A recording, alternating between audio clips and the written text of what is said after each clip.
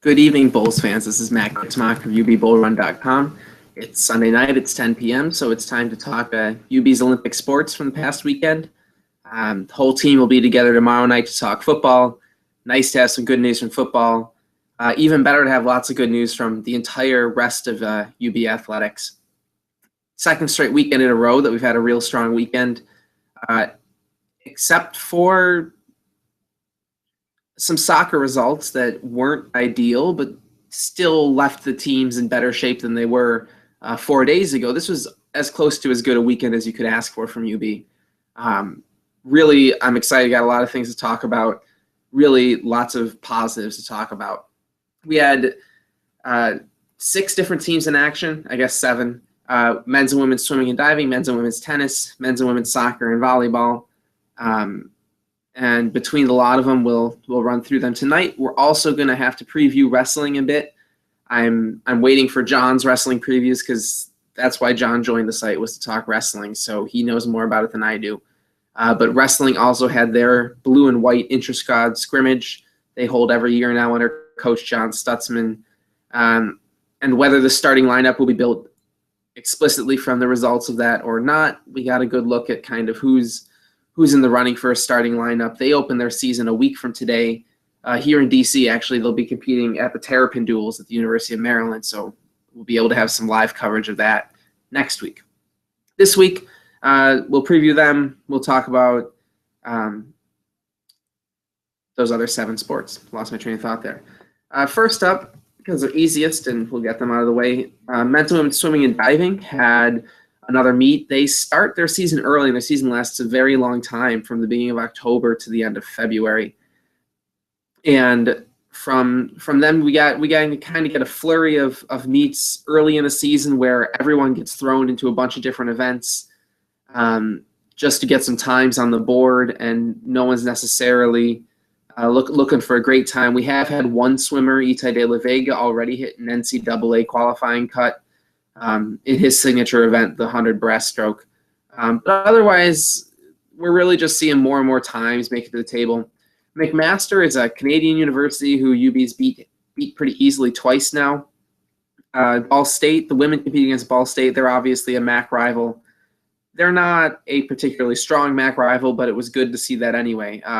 Both teams beat McMaster by a wide margin, and the women beat Ball State 219.5 to 79.5. So that's very good. I went through the results, and from my count, could be off by a bit. There were at least 50 new season bests. Even though we're only 3 weeks in the season, it's good to see people improving. Like I said, that they kind of have a flurry of events and meets early in the season. Now they're going to slow down. The women have a meet on the road next weekend, and then they compete once in November, and I don't think they compete in December, and then it really picks up in January and February. So these are kind of the times we're going to have to work with for a bit, and across the board, season bests everywhere. There were 32 events, and I'm pretty sure UB won 22 of them, maybe more. I was kind of rushed in the middle of the football game getting the post up.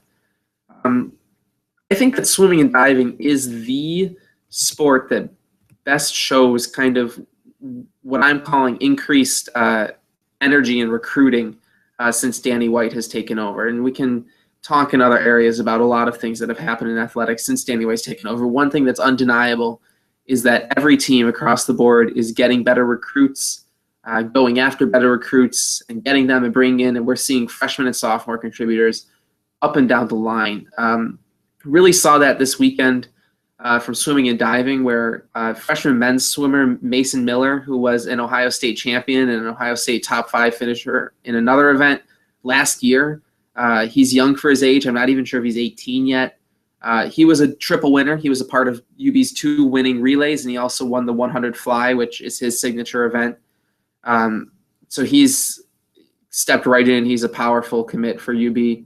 And that's particularly valuable after Buffalo lost Oliver Petruch last year, who was last year their standout freshman. He transferred to Indiana in the offseason. On the women's side, same story. Julia Box won 3 events. She was involved in UB's medley relay and won both the 100 and 200 butterfly. She's a freshman. She's very versatile, who can do a lot of things. be excited for her. Another freshman you should know who didn't actually win anything this week is Mallory Buha on the women's side. Lots of talent, especially at the lower classes for UB.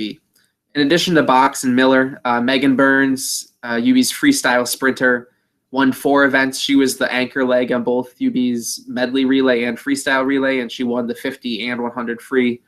She was undefeated in the 50 free last year and won all but 100 free race last year, so she's plenty good. She's the reigning MAC champion.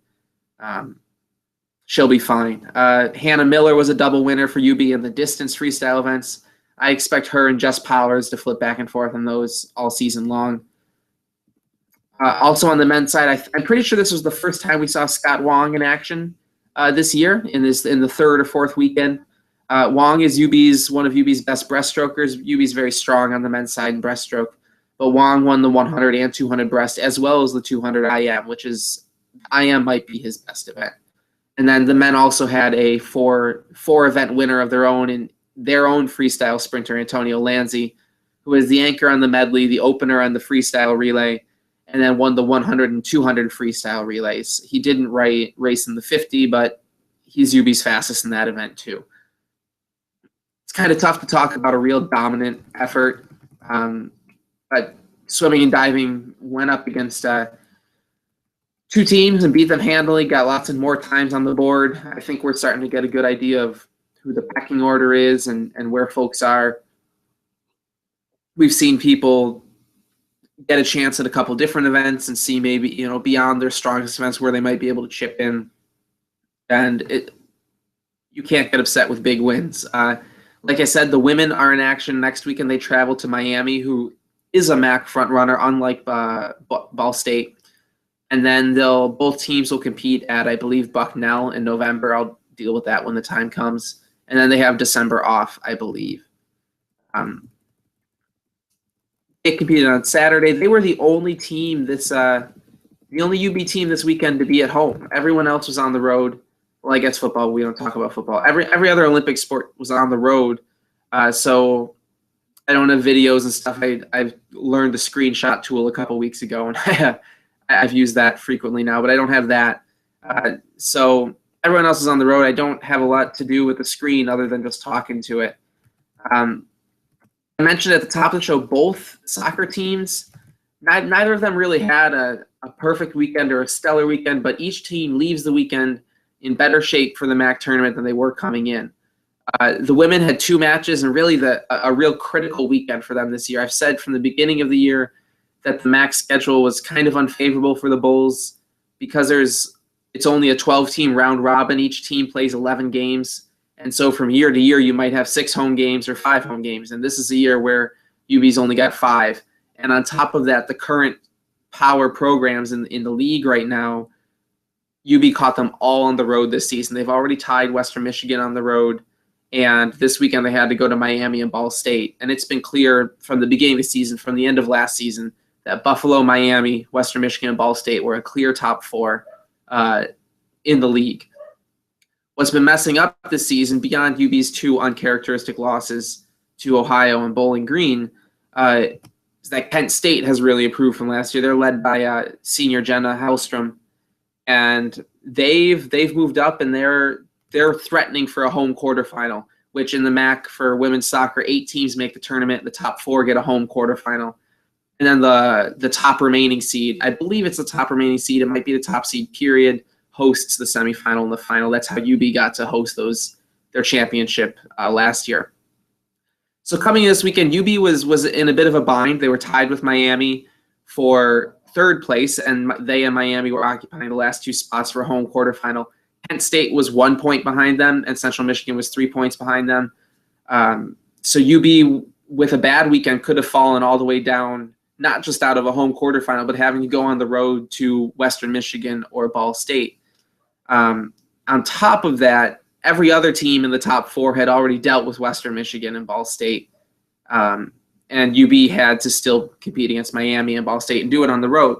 What I was looking for here was really UB needed a win from one of the games. And Ball State this season has been absolutely dominant, and I felt that UB needed at least one win.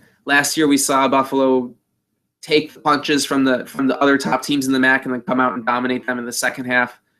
Against Miami, it might not have been as strong as last year, but that's essentially what we got. Miami kind of had the run of play on Friday through the first half, and this game would go into double overtime, and the Redhawks only got one shot on goal, one shot period, over the final entire hour of the game. And so the defense really buckled down. That game, UB won in double overtime on a goal from freshman Bree Shingary, who I've tried to actually dial down my praises of Bree Shingary this year. She's been outstanding as a freshman, stepping into the back line, giving Coach Burke some flexibility with his upperclassmen and how to get his best defense together. She is time and time again instrumental in plays that turn into UB offensive threats. She's time and time again physical and fearless in defending. And against Miami, she got her first career goal, scoring from 25 yards out with 2 minutes left in the game. To give UB a road win. And I can't say much about Shingary right now without video and pulling it up.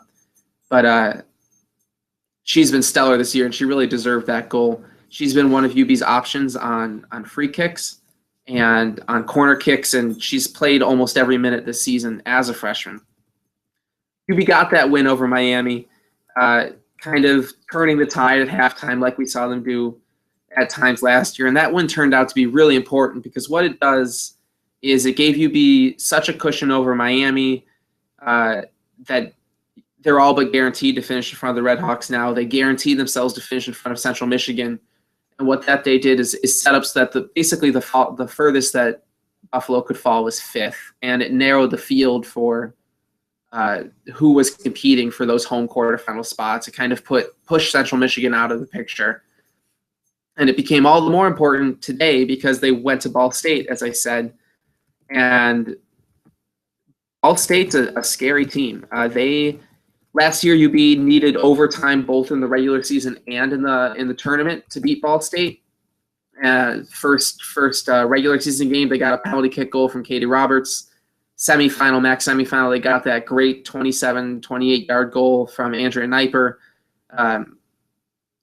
That's what UB needed last year to beat Ball State. But even though kept close, even though they went into overtime, UB really had the run of play, especially after halftime. This today was an entirely different situation. And you've got to think that the Cardinals were motivated based on the pair of losses last year. You've got to think they were motivated because they're just about ready to clinch the #1 overall seed in the MAC. They've limited shots period and shots on goal like no one else in the MAC this year. And they really controlled this game top to bottom. I only had live stats because it was on the road, but they outshot UB 27-3. UB's first shot on goal came 42 or 43 minutes into the game. Laura Dougal made a career high 11 saves. She had to make more saves today than she did when UB played then number 4. I think they're now number 2, West Virginia. And just from the live stats, Buffalo couldn't really get anything going. I was honestly hoping for a draw. 20 minutes in, I was hoping that they could survive another 90 minutes and get to a draw. And they almost made it. They got to overtime and looked to be getting a little more momentum towards the end of the game. And then Chelsea Swackhammer, who leads Ball State with 9 goals now and 3 assists. It's between her and Jenna Hellstrom of Kent for MAC Offensive Player of the Year. Headed a corner kick off the crossbar and put in her own rebound. So UB falls 1-0 against Ball State. Can't get wildly upset about that loss. Ball State's not an unbeatable juggernaut. Western Michigan beat them last week in overtime, 2-1. So somebody scored a goal on Ball State, and they've been beaten. I have to think that there was some emotion in this game, and Ball State really just came out humming. Everyone else in the conference has lost to Ball State, except for Western Michigan, who UB was unlikely to catch for number 2 anyway. And out of the weekend, out of the 2 toughest games on their schedule, who also happen to be on the road, UB got a win and a loss, and they got 3 points out of it, and I'm pretty happy with that. I would have been happy with 2 draws and 2 points, and they got 3. On top of that, UB's gone from being in kind of a 3, potentially 4-team mess for 2 home slots to really being in a very good spot for not only hosting a home quarterfinal match, but getting into the bracket such that they'd avoid Ball State until a potential MAC final. They're currently sitting third in the MAC behind Ball State and Western Michigan. They cannot catch Ball State, and I don't believe they can catch Western Michigan. Even if they can, Western Michigan will hold the tiebreaker over Buffalo because the two teams tied, and then Western Michigan has that win over Ball State, who will be the top seed, barring something very surprising on the last game of the season. What's left now is the big news of the day is that Toledo upset Kent State. So coming into today, Kent State was 1 point behind Buffalo and could jump UB with a win and a Buffalo loss. And Buffalo got that loss, but Toledo beat Kent State, which is a really great result from Toledo, who hasn't looked very good this season. And so now what we've got is Ball State and Western Michigan 1-2, and then Buffalo at 3, Kent State at 4, 1 point behind, and Miami at 5, 3 points behind Buffalo.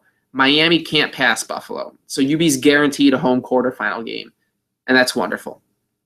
And now, because they remain ahead of Kent State, they only need a win to clinch that number 3 spot in the MAC.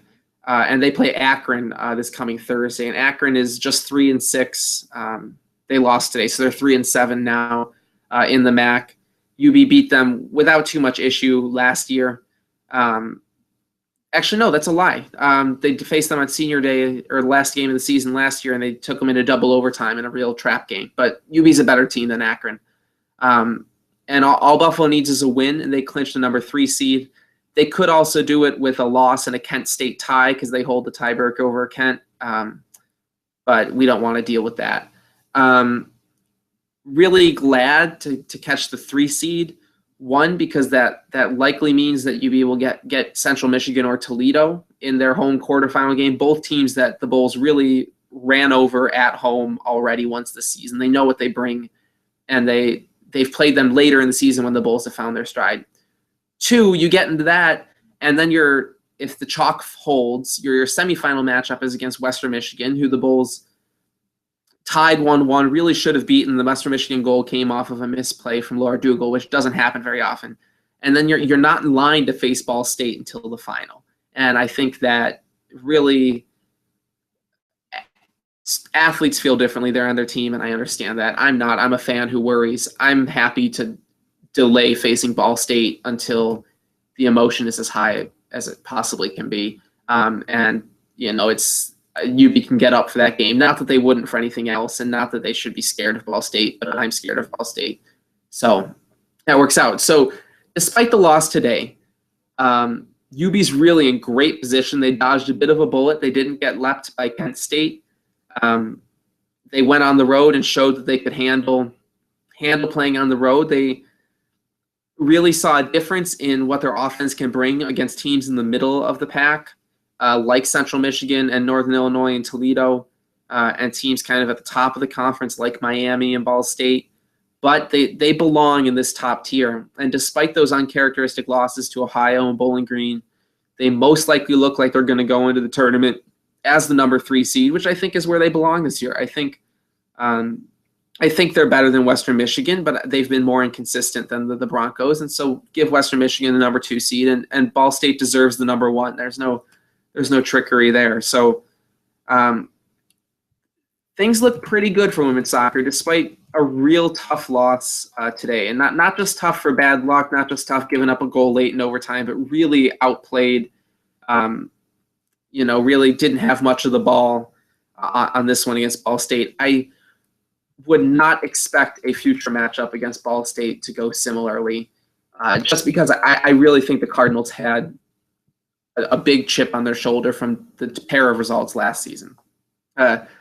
Staying in soccer, the men's soccer season for the MAC is much more volatile, much shorter. Things change much more quickly. There's only 6 teams in the conference, so UB's only got 5 games, and things swing very, very quickly. We were really, really glad to see UB beat West Virginia on last weekend, because that was holding serve at home. They got their loss to Akron out of the way, and then they were able to beat West Virginia The men, unlike the women, get the benefit of the lopsided home road schedule this year and have 3 home matches to 2 road matches. So they lost to Akron at home narrowly, beat West Virginia at home, and then were in pretty good shape heading into their final 3 games, were lopsided 2 road games, 1 home game. That first road game was Saturday. They went to Northern Illinois, who they beat 2-1 last year. The goal for any road match in soccer is to get a result. And if you're a home team in soccer, you want to win. And anything less is a bit of a disappointment. If you're expecting to get into the tournament, if you're expecting to advance in your postseason, whatever it might be. UB went on the road and fell down 12 minutes in and was able to score from Daniel Cramarosa. His second goal of the season, the 53rd minute, pull into a tie. I think Buffalo generally, just this again, I'm only working from live stats, looked like they had their chances in this one. There was a goal waved off in the first half. Scott Doney got a header on net in the first five minutes of the second half before Cramarosa equalized it. UB had a number of free kicks late in the game.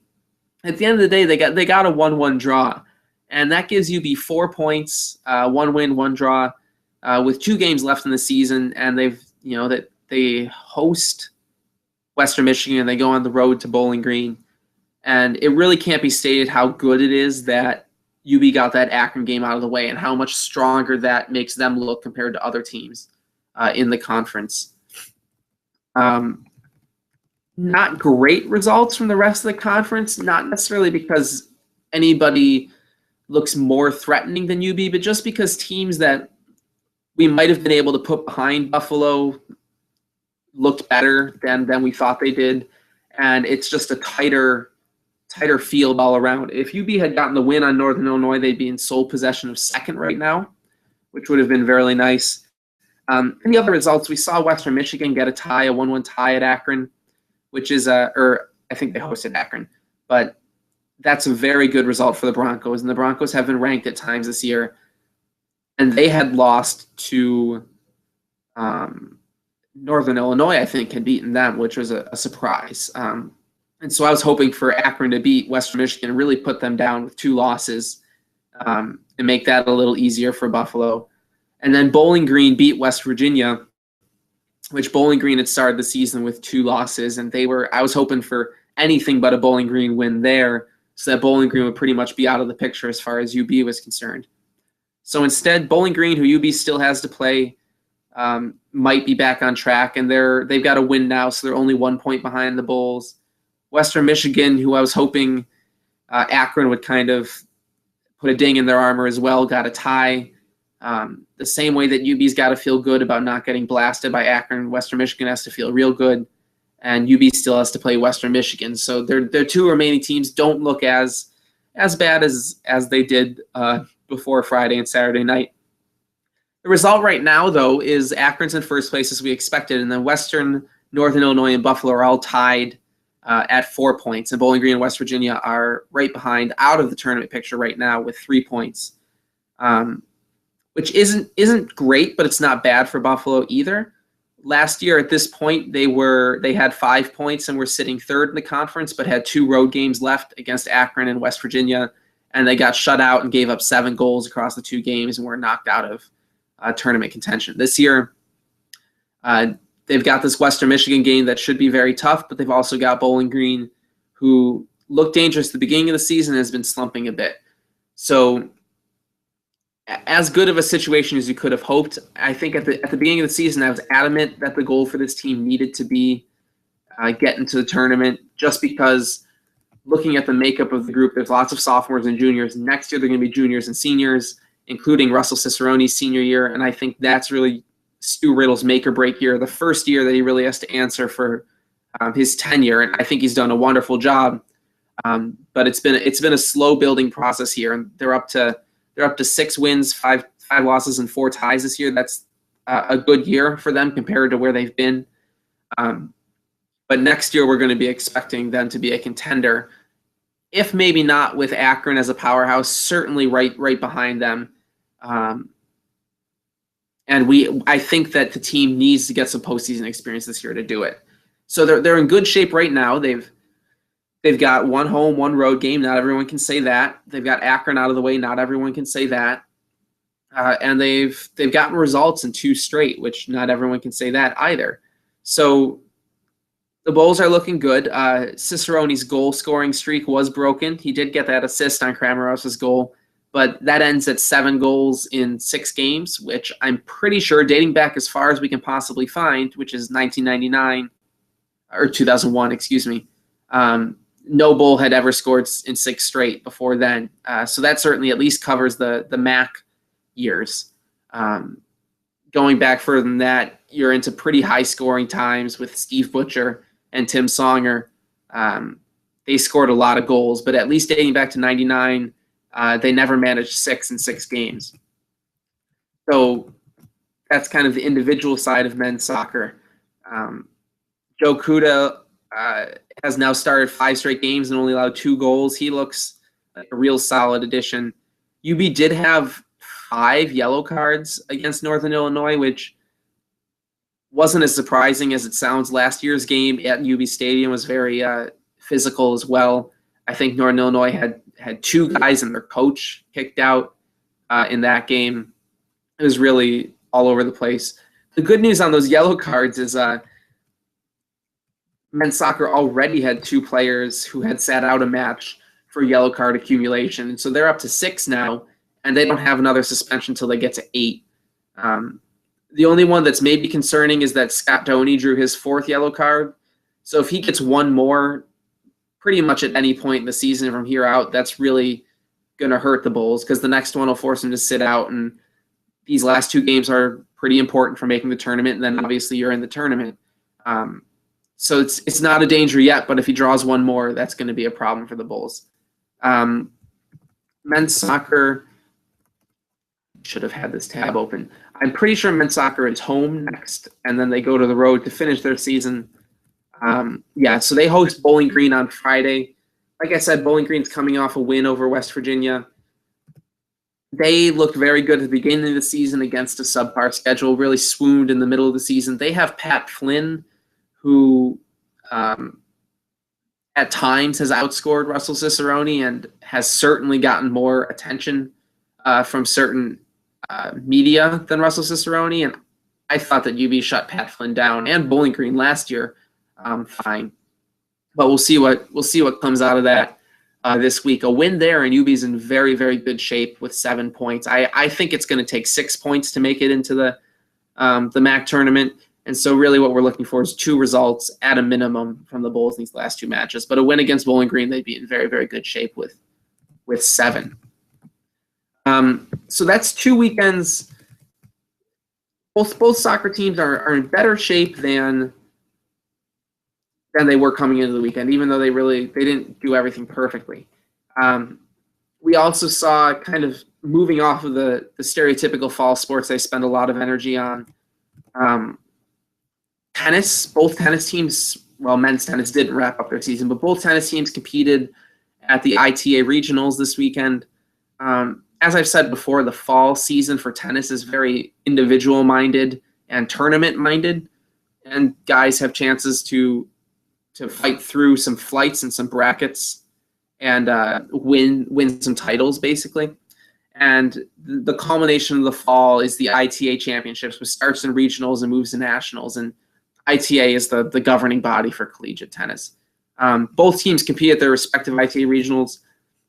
We saw a little better results from the men's side than the women, but that's not entirely unexpected based on their performances last season when the men won the MAC championship. The women have been very strong this fall, so I was hoping for maybe a little better than we got, but at the end of the day, it's nothing lasting, and we'll see what they bring in the spring. The men had three guys in singles play and 1 doubles pairing, and we saw out of those 4 chances, we saw 3 wins in their first round, and the 1 loss was from freshman Ethan Natolo, who went really an exciting tennis match. He won the first set on a tiebreaker, won that 7-6. Lost the second set on a tiebreaker, 7-6. In both those sets, he came back. He was down 5-2 in the first and down 4-1 in the second, and came back to get into that tiebreaker situation. And then the third set, he kind of lost his vibe. I thought he had the jump on his opponent late in the second set and was going to close it out, and he didn't. In the third set, he kind of lost his legs and lost 6-3. But it was a really exciting showing from a freshman. I'm not a tennis scout. I just watch the matches and know what happens that's good and what's bad. But Nittolo was a really good recruit out of New York City. He's stepping right in. I think when we've kind of seen the breakdown, we've seen him at second, third, or fourth singles in what would be second, third, or fourth singles if they're going in kind of team competitions. We'll see more of that in the spring. But I'm really excited about Nittolo and getting a chance to watch that whole match. I thought he looked very good. UB's other competitors were more experienced at the college level. Mark Romic won his first match 6-3, 6-1, and Pablo Alvarez his first one 6-4, 6-2. That was pretty simple for them. And those two paired up in doubles to win their first chance in doubles 8-1. So that's pretty dominant there. Everything ended on the second day for the men and the women, but we'll get to them. Hromic fell in his round of 32 match. He lost 6-3, 6-3. He had a lead at one point. I was kind of watching, and he fell pretty easily.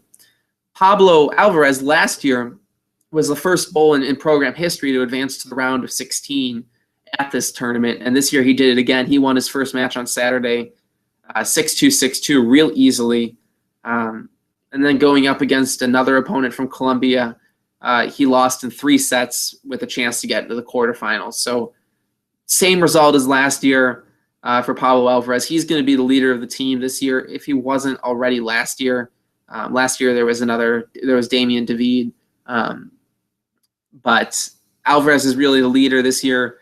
Got the same result, another good run at ITAs. He and Hromic on the doubles side lost 8-6. They had a big comeback to get back to within 1 and they lost and weren't able to get further in the doubles bracket. On the women's side, as I said, not as strong showing. The women only had 2 singles entrants and a doubles entrance. Tanya Stoyanovska and Laura Holterbosch on the doubles side were paired up with the number 3 seed in the entire bracket, and so they lost 8-3 quickly on the doubles side and were out of the tournament. On the singles side, it was Tanya Stoyanovska and freshman Chantal Martinez Blanco, who stepped right in as UB's top player, really. Last year, Tanya Stoyanovska won MAC Rookie of the Year, and Martinez Blanco seems to be outplaying her this year. And so that's a real reason to be excited about women's tennis this year, beyond just me telling you that they've done well. Martinez Blanco lost in her first match, which we saw that from Nittolo. We see that from Martinez Blanco, also a freshman. Tanya Stoyanovska won her first match and advanced to the round of 64 on Saturday, and then lost to the 17th ranked player in the tournament. So she had 2 losses on the weekend, but they were both to ranked players. Like I said, would have liked better results in women's tennis, but I'm not overly upset. The fall season doesn't mean much.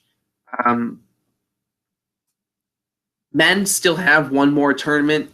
Last year, Western Michigan hosted a MAC tournament where all the MAC teams got together and broke up into flights and competed. And Buffalo really dominated that last year, both in singles and doubles. This year it's happening again. I am just talking off the top of my head. I didn't have a lot of time to prepare this week, but when that time comes, I think it's in 2 weeks. I think it's the first weekend of November. We'll certainly talk more about that. So pretty good results considering from tennis. Really encouraging fall seasons from both. Other team that's really on the way up, very excited about this group right now, is volleyball. And volleyball lost 80% of their offense, lost their coach, cobbled together a recruiting class late with the new coach, Blair Brown-Lipsitz. Have a number of seniors, but also have tons of freshmen. At times are playing 4 freshmen on the court at once. Started the season 0-11. Really looked like all we're looking for is individual improvement this year. And all of a sudden, women's volleyball they're in the running for a MAC tournament spot. And right now, if the season ended today, there's 18 matches in the season. We're 2/3 of the way through, a little less than 2/3 of the way through. UB would be in the MAC tournament for just the second, be a top 8 seed in the MAC tournament for just the second time ever. The first time being last year. They came into this weekend 2-6 with wins over Bowling Green and Toledo, who are the bottom 2 teams in the conference, and a loss to Akron, who is no better than Buffalo. And they were facing 2 middling teams in Eastern Michigan and Central Michigan. They, on the road, beat them both in 5 sets. This is a program first. It's the first time in 17 years of being in the MAC that UB has gone on the road for a weekend and won both of their matches. So if nothing else, that's history making right there. With their wins, which I'll get into in detail in a moment, Buffalo is now 4-6. Eastern Michigan lost both of their matches. They're now 4-6. Obviously, right now, UB has the tiebreaker. They will have the tiebreaker on EMU. If the season ended today, UB would be in the MAC tournament, which is almost, even if you had said that 2 weeks ago, you would have thought it preposterous. They're really coming together, getting some big-time contributions from freshmen. And the MAC is helping them out a bit. There's 4 teams in the MAC who are very, very good. And then there's not a lot of middle ground. At least there wasn't coming into this weekend. Now it's flattening out a bit. And Akron, Bowling Green, and Toledo are all very bad. And we thought that UB was going to be very bad, and they're showing that they're not. They get another chance at Akron. They get another chance at Bowling Green. And they get chances at other teams as well.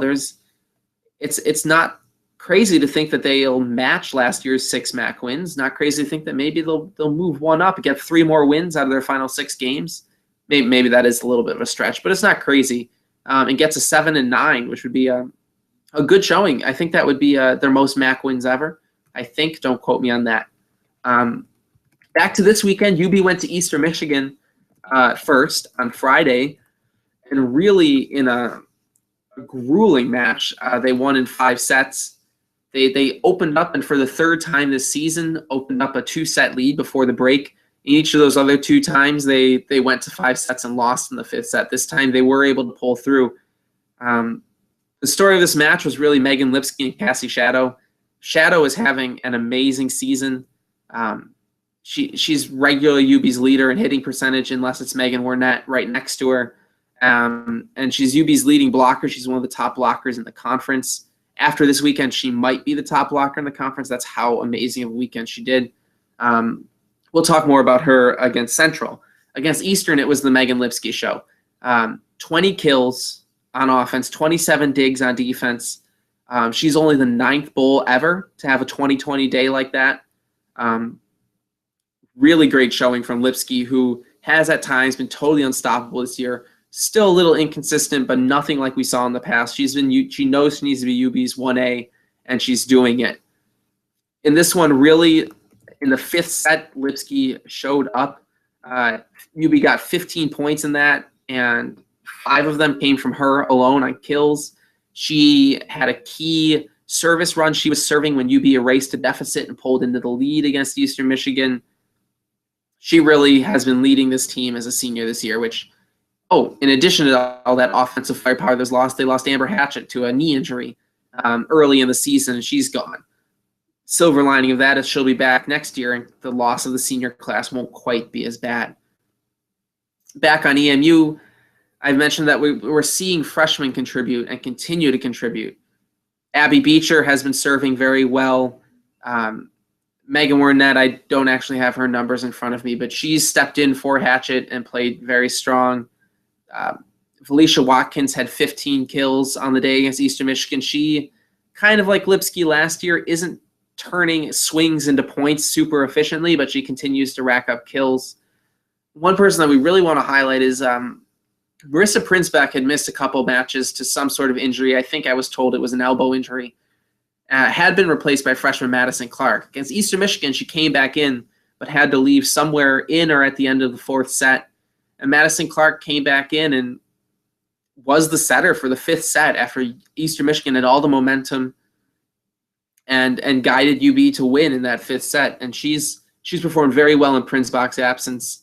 Hopefully Prinsbeck's getting healthy. She did miss the Central Michigan game as well. But the Bulls went 5 sets, and really it's their first 5-set win of the year. In 4 tries, they had gone 5 sets in their match last weekend too. So that was their first 5-set win of the year in 4 tries. On Saturday, they went 5 sets again. This time they didn't. They lost the first and came back to win the second, and then won the third set 30-28. Really refusing to lose in that. They faced 2 set points and did not go down 2-1. They were able to take the match lead and force Central Michigan to come from behind. They again, Megan Lipsky had a big day, but really the showing here is Cassie Shadow, who I mentioned before. She had 10 blocks against Eastern Michigan and upped it to 13 blocks in this match, this 5-set match against Central Michigan. For context, the MAC leader in blocks is usually around 1.2 blocks per set. And Shadow has been around 1.1 this season. And she had 23 blocks this weekend in 10 sets. So she's right up there. She's doubling what is normally a MAC leading number. And she's among those leaders, and she may be the clear leader solely on how amazing of a weekend she had. UB has at times struggled in their blocking game this year. Maybe not struggled. They haven't put up the numbers. And I've been happy because we've seen over the course of the season their digs numbers improve. They've looked more cohesive on the back line, and they've been in system more frequently, whereas I might want more blocks if those other parts of the defense were less reliable. This weekend we saw those blocks come out. UB, in addition to Shadow's 13, which Shadow gets credited for 13, but 10 of them were assisted blocks, so team number is slightly different from the individual numbers. But UB had 18 blocks on the day against Central Michigan, and really that's how they won the match. On aggregate total, Central Michigan scored 113 points to UB's 108. On hitting, Central Michigan hit 154 to UB's 122. That's a percentage, 15.4% to 12.2%. On digs, I think UB had a narrow advantage. On service, both teams had five aces. UB had a narrow but not huge lead in blocks. You look at the box score, and it's hard to see how UB won that game, and I think it's really Cassie Shadow getting those blocks and UB fighting as they did in the third set to win 30-28, and as they did in the 5th set when they led 6-3 and 13-8 in the 5th set, and Central Michigan came back to tie at both of those at 6-6 and 13-13, and UB was able to fight and win that set. And this one, Madison Clark played the whole match. She was very, very versatile in high school as a setter, as an attacker, as a blocker. We started to see that in this match. She had 47 assists as a setter, which is a number about what you'd expect for a 5-set match. You maybe would want a little more. She also added 2 blocks and 10 digs, which that's front court and back court, being able to play both.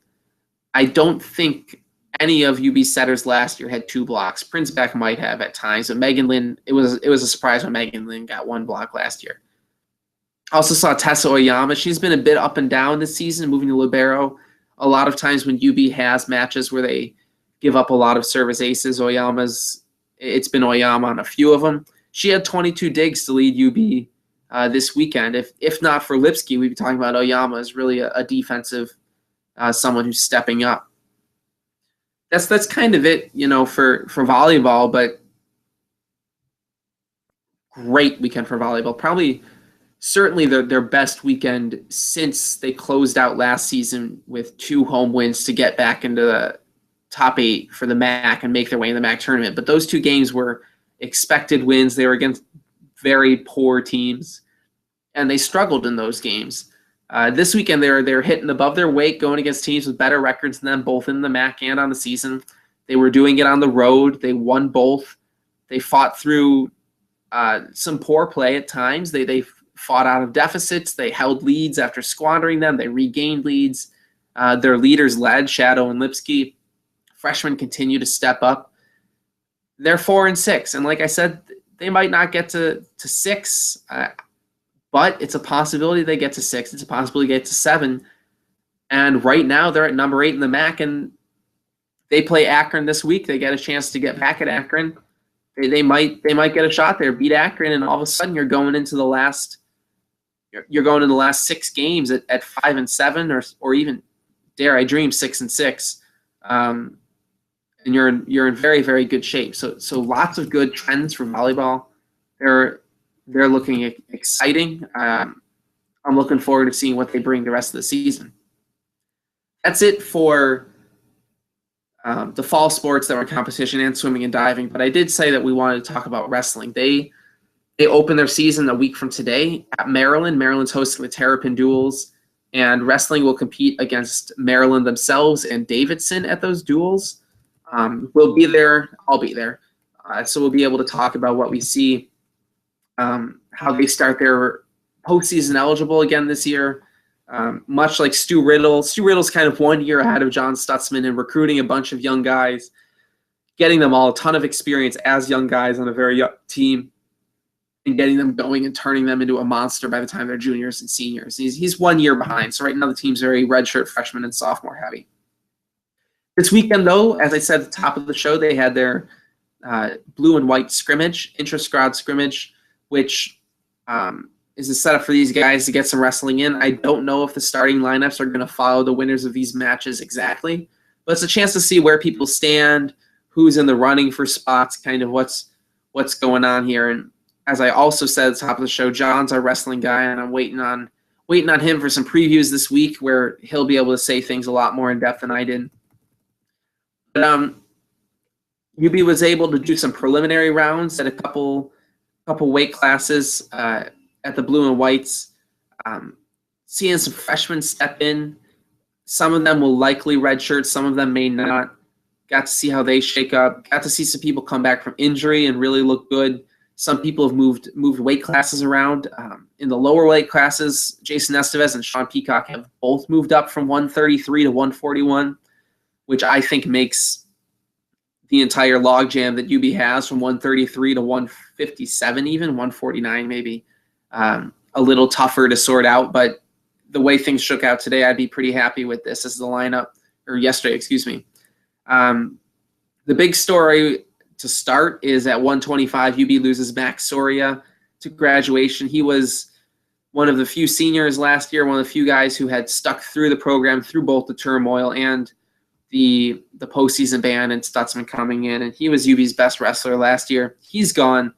Kyle Akins and Corey Hollister are both real promising guys there, and Akins took it at 125 by fall. I'm pretty sure that was the only pin of the day. Akins is very, very good. He's the real deal.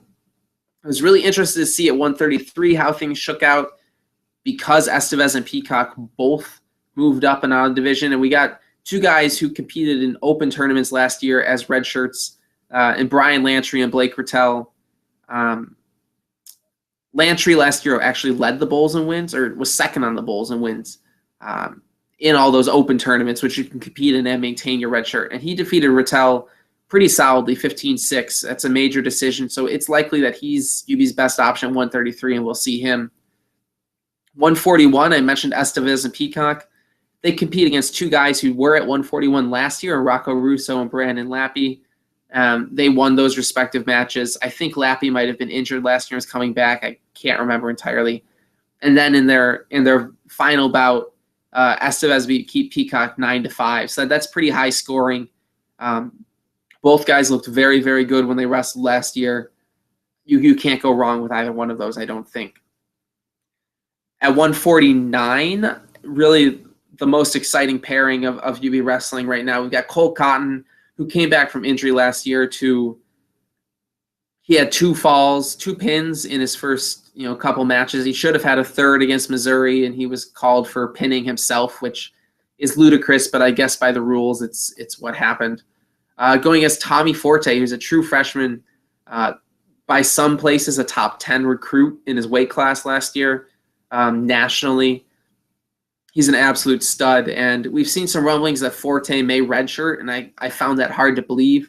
Cotton did beat Forte 3-0 in that, and so we'll likely see Colt Cotton this weekend. We may see Forte as well, unless he's redshirting, then we'll see him kind of in open options. We had two new names at 157. Tim Schafer beat Jimmy Devine. At 165, Tyler Rill came back from injury. He injured himself in the very first weekend last year and won against Derek Holcomb. At 174, I was a little surprised to see Muhammad McBride beat Austin Weigel. Both were impressive at times last year. So I wouldn't be surprised to see those two rotate a bit at 174 at times. At 184, Joe Areola, I think he moved down from 197 last year, but he came down and beat Brett Perry 8-2. Perry looked good at times last year. Areola was more consistent even at that higher weight class. He's a name that you should get to learn. UB struggled in those heavier weights last year, but Areola was a consistent bright spot, and he's going to be better this year. 197 is real exciting because that's where Nate Rose is. He's another true freshman. He competed at the World Championships for Trinidad and Tobago over the summer, even winning a match. He dominated Mike Silvis in the prelim. Silvis competed heavyweight last year, but he's really a better fit at 197. Rose dominated Silvis in the prelim. Got a chance up against James Benjamin, who pretty sure he redshirted last year, might have competed in a couple dual meets. And Benjamin was able to beat Rose. And so I'll be interested to see how that shakes out because Rose is good enough to contribute this year without a red shirt. But he's a true freshman, and maybe they go for the red shirt. And in 285 in the heavyweights, Jake Gunning, defeated Ian James by a narrow 3-2 margin. But Gunning's another guy at the heavier weights to be very excited about. He had 28 or 30 wins in open competitions last year himself. So nothing overly surprising once you get past kind of who's shuffled around in the weight classes. A couple new names in there who you might not have known if you followed last year. But if they hold chalk and they've come out this way against Maryland next week, we'll see Akins, Lantry, Estevez, Cotton, Schafer, Rill, McBride, Areola, Benjamin, and Gunning.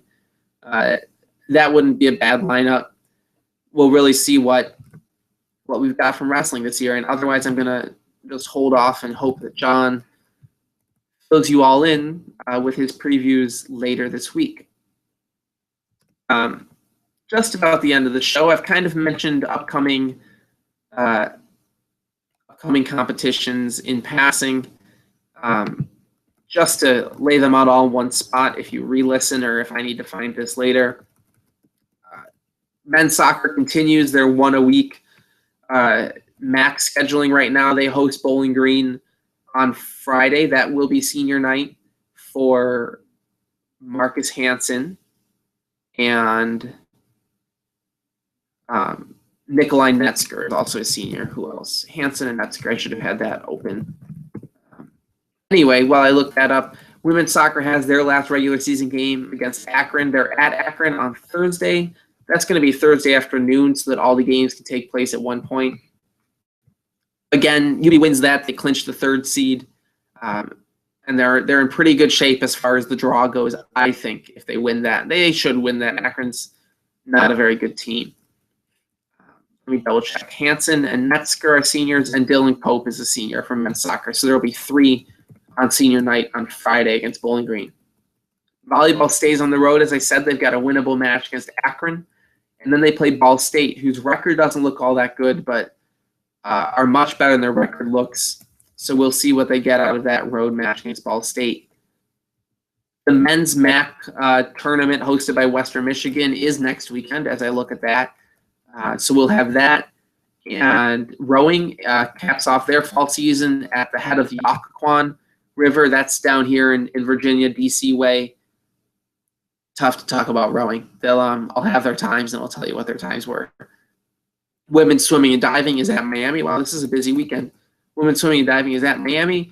And then I didn't talk about cross country at all today, but MAC championships are next weekend in Canton, Ohio. Been very excited about the results we're seeing out of the cross country teams this year. Men's cross country had a bit of a letdown last weekend, dealing with some injuries, trying to get healthy for the MAC championships. Women look much, much improved over last season.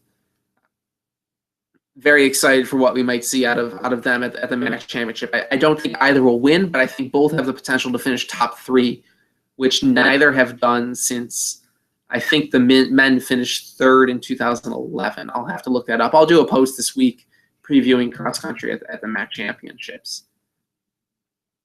That's what I've got today. Bowls of the week. I just started that with John, and then John left me. But we'll do it anyway because UB releases their athletes of the week on Monday. And I think that UB is going to go with Cassie Shadow and Akazi Alozi for athletes of the week. If you stick with football, you don't talk about all the other guys. On the men's side, it was only, I guess, swimming and diving. I guess on the men's side, Antonio Lanzi was a 4-time winner. Mason Miller could get in there. I mentioned them earlier. Daniel Cramarasa scored the goal. It gave UB a road result for men's soccer. On the women's side, I think it has to be one of Lipsky and Shadow from volleyball. They were absolutely outstanding in both matches, really. And volleyball looks very, very strong. On the women's side, Bree Shingri finally scored. Laura Dougal set a career high in saves. Some real standout performances across the board. It's been 2 straight weeks with some very strong results from UB's Olympic sports. And as I just said, it's a pretty busy weekend next weekend with 7 teams in action, 8 teams in action once you get to Sunday. And 8 teams in action. I didn't think we had a weekend like that until the spring. Well, a week from today, our Olympic rundown is going to be pretty busy. Going to have to move more quickly than I did today. With that, I'm Matt Gritzmacher. I'm from ubbullrun.com. I do this every week, 10 p.m. on Sundays. We talk plenty about football and basketball, and we will get to them with the whole blog team, but we also want to make sure that Olympic sports are covered and that every student athlete gets the recognition for putting in the time and effort they do for our school and who we root for. So that's the spiel that I give every week.